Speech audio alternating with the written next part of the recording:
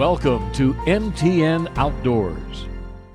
Hi there, I'm John Riley and welcome to this week's episode of MTN Outdoors. On this episode, we're going to see how there's been rising bear conflicts over by Red Lodge and learn about some ice rescue training that's being done. But first, honestly, I'm a little bit lost right now. And it doesn't matter what I seem to do, I seem to keep getting turned around. Now, we should always take precautions not to get lost and potentially need rescue, but sometimes it's unavoidable, as one Yellowstone County hunter recently found out. Thankfully, the Army National Guard was there to lend a hand. MTN's Kelsey Boggs reports. These helicopters are now a common sight here in Billings. The Montana Army National Guard Limited Aviation Support Facility has been in operation for almost a year now, but what happened in November was a first, and one of the reasons this facility is here. The first thing that goes through my mind is, what do we got going on tonight? Called into action. When it comes at 7 o'clock at night, it means we're probably going to be flying a helicopter somewhere. It's kind of, okay, let's answer this and see what we got going on. Ready to risk it all to save a life. We're happy to do it. It's exciting to get those calls, to go out and help the community do the thing that we're here to do. On November 21st, around 7 p.m., Major Dustin Horswell, the commander of the Limited Aviation Support Facility for the Montana Army National Guard in Billings, received a call from Sheriff Linder of the Yellowstone County Sheriff's Office. They had a hunter that was going down on a boat on the Yellowstone River, and so there's an island at the confluence of the Bighorn River and the Yellowstone River. And so he was stranded on the island. In comes Zach Lundgren, the pilot of the mission. I got a phone call at about 7 o'clock from Major Horswell. Just finished dinner with my wife and kids. Answered the call, told my wife, hey, we have to go out. We just got called for a rescue. In conjunction with the Sheriff's Office and the Warden Volunteer Fire Department, the hunter was saved and was in good spirits after being rescued. And he asked if we could help him get his boat unstuck. But obviously, unfortunately, that's not what we were there to do. But they are in our community to make a difference, especially Lundgren, who just moved to Montana in August. That was a big part of the decision to come out here, was to be in an organization and a team that we are actively involved in helping the local community. So definitely a good feeling, rewarding. Trained and ready for a job they're happy to do. Could happen to anybody. We're here to help them and potentially the worst day of their lives. One of the main reasons that we're here to be in Billings and this side of the state is to work with those law enforcement agencies. I think that we will start to get a lot more calls because now they realize that we're here in the area and able to help. In Billings, Kelsey Boggs, MTN News. Two men have recently been accused of killing eagles in Montana and selling the parts on the black market. Simon Paul of Ronan and Travis Branson of Washington were indicted by a grand jury on multiple counts, including conspiracy and the unlawful trafficking of bald and golden eagles. According to court documents, the two men are accused of killing bald and golden eagles on the Flathead Reservation between January 2019 and March 2021, and selling the parts for significant sums of money. And speaking of Montana's reservations, a proposed ballot initiative could have a broad impact on elk, deer, and black bear hunting in Montana, particularly on tribal lands. Ballot Initiative 193 would prevent regulations that impose or affect, quote, a landowner hunting deer, elk, or black bear on the landowner's private property during a statewide general hunting season. Rick Schuning authored the initiative. And in 2021, he pushed for similar legislation so that he could hunt on private property he owns on the Flathead Reservation. Currently, only tribal members can hunt on that reservation. Recently, the Environmental Quality Council voted to not support the measure. I-193 will now go out for signature collection, and if it collects about 30,000 signatures, it will appear on the 2024 general election ballot.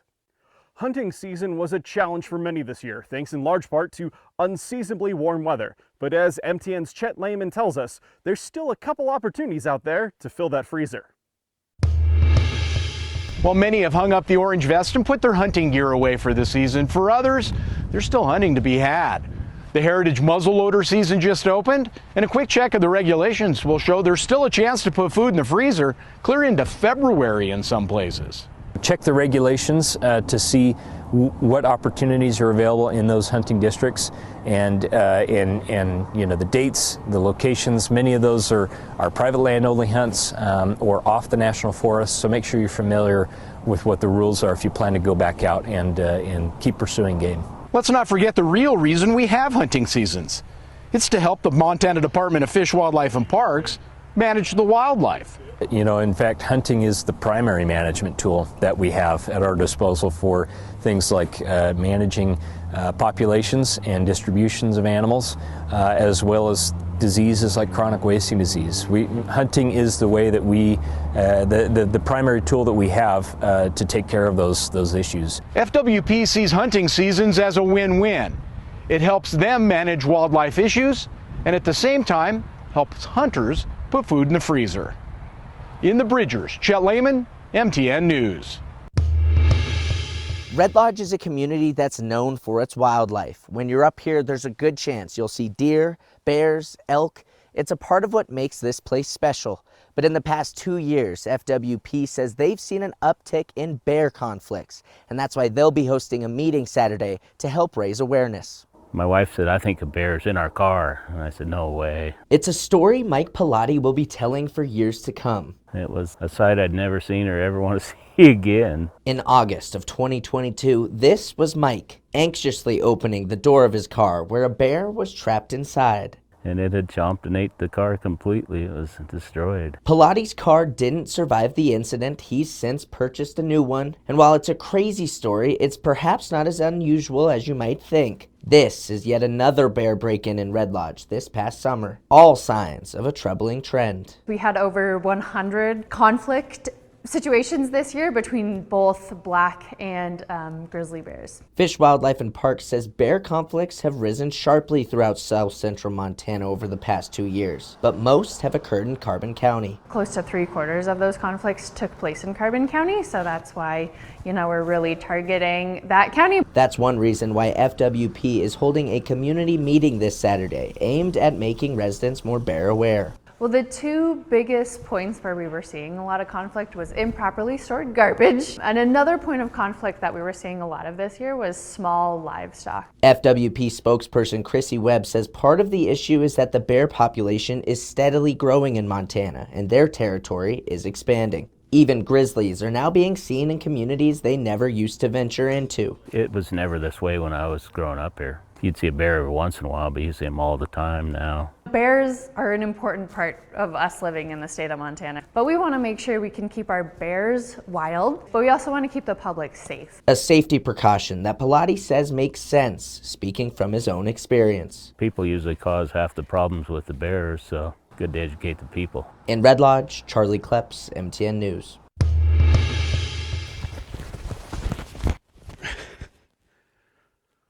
I'm still not quite sure how all of this works, but coming after the break, we'll have a closer look at some ice rescue training. But first, here's some trivia. At what temperature outside can hypothermia start happening? That answer coming up after the break. We now return to MTN Outdoors. Welcome back. So do you know what temperature hypothermia can start happening? According to the National Weather Service, hypothermia can happen in temperatures as warm as 60 degrees Fahrenheit, particularly in water or outside, not dressed for it. The condition occurs when your body temperature sinks below 95 degrees, and around 1,300 people are killed by hypothermia every year, according to the CDC.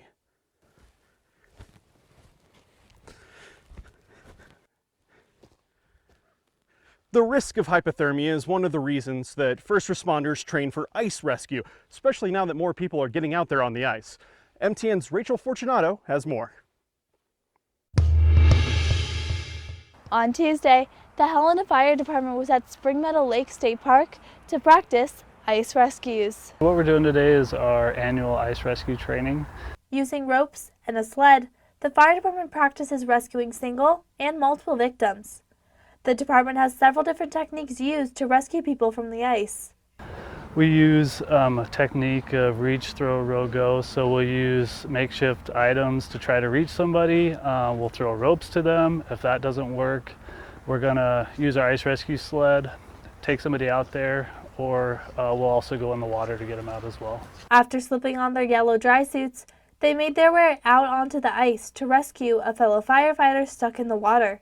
It's important for the department to practice this training every year because there are so many bodies of water in Helena. This training also allows them to help other departments if necessary.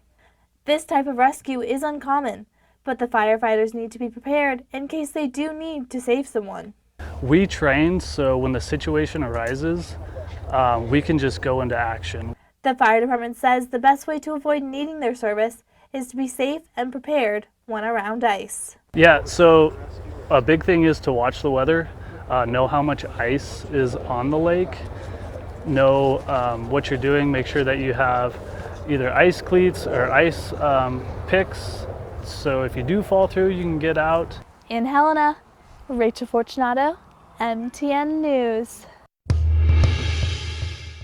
Our annual outing to find the perfect Christmas tree is one of my family's favorites. However, sometimes it takes a little while for us to find our groove. Attitudes are kind of all over the place. Some people are happy, some people fell asleep. Here's Caroline. Caroline, how are we feeling right now? Cold. Cold? Mary Lou, what do you need? Water. You're thirsty? What? Your mouth is cold? Well, what do you want me to do about it? So after a slow start, we figured it out and we were off. Now, the process to find a tree is actually pretty easy. Just head to recreation.gov and search Lolo National Forest to buy the permit. And there are a few rules you need to follow, like the tree can't be over 12 feet, the stump height after you cut it needs to be 6 inches or less. Make sure to take the whole tree, you can't just cut the top off, and make sure you don't cut trees visible from any major roads or within 150 feet of streams or creeks. And all these instructions are written right there on your permit. All right, back to the searching, and we were on a roll, full steam ahead, sort of. Hey, Mary Lou, come on, let's go up. I think there's a tree up here. Please? Come on. You're tired? Just walk up here a little bit further. It's just at the top. Then finally, for what some said felt like an eternity, a bit dramatic if you ask me, we found the tree. All right, I think I found it. Right here. Nestled. You just gotta climb, Mary Lou. You gotta want it. It's Christmas. You have to want it bad enough. Here it comes! Woo! That looks great! What do you think? It looks good. Look good? Yeah, that's a good one. After this, all you need to do is make sure you have enough strength to take it back to the car, get it back to your house, and find the perfect spot to set it up. In the Lolo National Forest, Louis Dortch, MTN News. After 1 year, the Montana Learning Center has formally classified their first meteorite out of their meteorite collection. Originally found in the Sahara Desert in 2022, the space rock named Northwest Africa 15913 is one of 15,000 found in that area, and it is older than Earth itself. MLC is one of 2 Montana partners with NASA. The second is Montana State University. The executive director of MLC, Ryan Hanaho, first learned of the meteorite through a colleague in Minnesota. Once researched and classified at the University of Washington and Brown University, he received the rock. Most of the meteorites that we acquire have already been classified. This is the first time that we're going through the process of classification and working with researchers from around the world. There are 3 kinds of meteorites: stony, iron, and a mixture of both. What makes it so special is it's a stony meteorite, but it's got a lot of carbon in it, so it's carbon-based. Stony carbon-based meteorites are extremely rare, with only 33 others known to man, which is 0.042% of meteorites. For those wanting to see the meteorite, Hanaho says spring may be the best option when they attend the annual Gem, Mineral, and Fossil Show at Helena's Civic Center. Other ways to get involved with MLC is through their summer camps, which opens registration in February. Last year, they were booked out in a month. Hanaho also says that they will be receiving a new telescope this spring for their star viewing parties, and they're raising $60,000 for a portable planetarium that they hope to bring to schools. The Montana Learning Center still has more meteorites to classify. They're hoping to announce their second one in January. In Helena, Allie Kaiser, MTN News. Coming up after the break, we learn about legislation aimed at preventing foreign actors from buying Montana farmland and see how some farmers are making the transition to organic. We now return to MTN Outdoors. MTN recently spoke with Montana's congressional delegation about work being done to prevent foreign actors from buying American farmland. MTN's Ryan Gamboa has more. In a world full of conflict, across the Middle East and Eastern Europe to North Korea and China, Montana's congressional delegation is addressing the threat of foreign entities on U.S. soil. And we are going to address land purchases here in the United States the same way that the individual who's trying to purchase agricultural land, how their country handles that. Congressman Matt Rosendale is introducing his Land and National Defense Act. It's a bill that would impose more restrictive laws to investors in U.S. farmland that own more than 5% of the purchasing company and ensuring they're citizens. We already know that foreign individuals or entities have purchased about 41 million acres of agricultural land, and whether that was done for nefarious purposes to try and spy on us, or whether it was just getting control over some of our agricultural production, either way, it's a really bad idea. Rosendale's initiative isn't overshadowing work done in the Senate by John Tester. Senator Tester has worked on bipartisan legislation, including the PASS Act and the Food Security as National Security Act, which provides a governing body in CFIUS, the Committee on Foreign Investment in the United States, to assist the president in overseeing national security aspects of foreign transactions. This is about preventing companies who are connected with the Chinese Communist Party or Russia's Communist Party, Putin in particular, from purchasing land here. As I said, North Korea, it's the same thing. Iran, it's the same thing.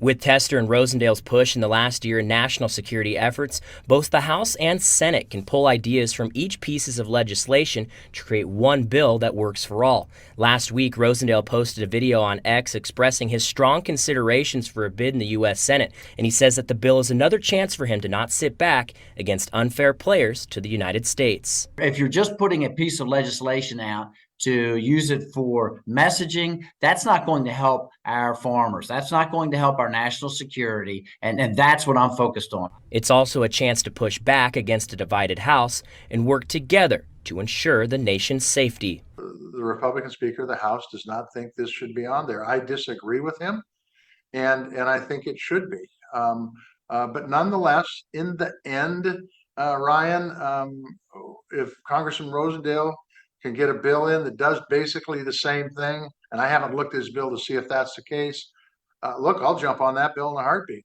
Reporting in Great Falls, Ryan Gamboa, MTN News. The transition to organic is something that has been gaining some attraction amongst farmers and ranchers. Here at the Mansfield Center in Great Falls, farmers and ranchers got to learn more about these organic systems and the potential benefits that it may serve. Oh, there's a lot of things that attract people to organic, and one of the simple things is that people would just prefer not to apply toxic chemicals themselves because of the risk to their families and to their land and the wildlife and themselves, but also to meet a growing market. There's just a huge demand for organic product. As part of the Organic Academy Roadshow, the National Center for Appropriate Technology, along with nationally recognized organic leaders, provided training sessions to farmers and ranchers from across the Treasure State, discussing the economics and markets for organic products. There is such a demand for organic, it's growing every year in the United States, that we are importing a shocking amount of organic food when we should be producing it ourselves. Presenter said one of the most important aspects when transitioning is establishing what is called an organic system plan. Is our opportunity as organic farmers to map out how are we going to identify those challenges that are going to be inherent to organic farming, be it weed or pest or disease control, how we're going to buy organic feed, how we're going to manage organic livestock. All of that gives us a roadmap for how we're going to execute this over the 3 to 5 year rotation that we have on our farm. Much of the questions surrounded just that, how to ensure a high-quality organic farm. Another topic of discussion is the role of livestock. And it is so directly sellable. It's not, you don't have to process it very much to get organic eggs and milk to the consumer. So it's a very recognizable product. There's a lot of leading brands like Organic Valley and Horizon and other brands that are known household items. They have a lot of name recognition. And so you see those on a lot of otherwise folks who might not buy a ton of organic, they buy milk and eggs pretty consistently. These sessions are part of a 3-year federal Beginning Farmers and Ranchers Development Program with the goal of creating organic producers who are farming and ranching at a scale that will have a tremendous impact. In Great Falls, Cade Mentor, MTN News. The Skyline Trail runs 3 miles from Zimmerman out to Swords Park. They tell us what makes it special is the view, and it'll be a great place for people to ride their bikes, run, walk, and also they tell us it'll be good for business. The rims themselves, what an iconic piece of geology we have. And I'm anxious to bring my 95-year-old dad up again, living just below the rims. He has a real attachment to it. Scott Brown grew up in Billings and as a kid used to climb to get to the top of the rims. Now he walks and rides his bike. That's a common theme, especially for Jerry Kessler, who has been riding on the rims since he was in high school. It's just a beautiful ride, a great workout. I used to do it every day now, but there's so many trails in town. In town that you can go everywhere. So you can literally get from one end of town to the other, no problem at all on bike trails, and that's a real improvement. Kessler, Brown, and others celebrated the completion of the Skyline Trail. 3, 2, 1, cut! It shows a sense of pride in our community, and it makes a statement to people who live here and who visit here and who are thinking about working here. Christy Drake, Billings TrailNet Executive Director, has been working on this $3 million 3-mile trail for several years. It's all part of the 26.2-mile marathon loop. It's about 90% built. She says a trail from Zoo, Montana, along with the Stagecoach Trail on Zimmerman Trail, will complete the loop. But for right now, all the hard work has paid off as she's already seen plenty of people enjoying the trail. I saw a woman up here with a walker and her brother. She was elderly, and it was just the sweetest thing to see a place like this that now is accessible to everybody. It's got to add to the value of the city and the lifestyle. Brown and his family own the base camp, and he says the trail will help the Billings economy. For hotels, for restaurants, for other retail stores, it will benefit the city greatly. In Billings, David J., MTN News. Well, that's going to just about wrap things up for this week's episode of MTN Outdoors. I still haven't figured out what this is all about, but until I see you next time, stay safe out there, and I'll catch you later. Oh, come on, that one doesn't even make sense.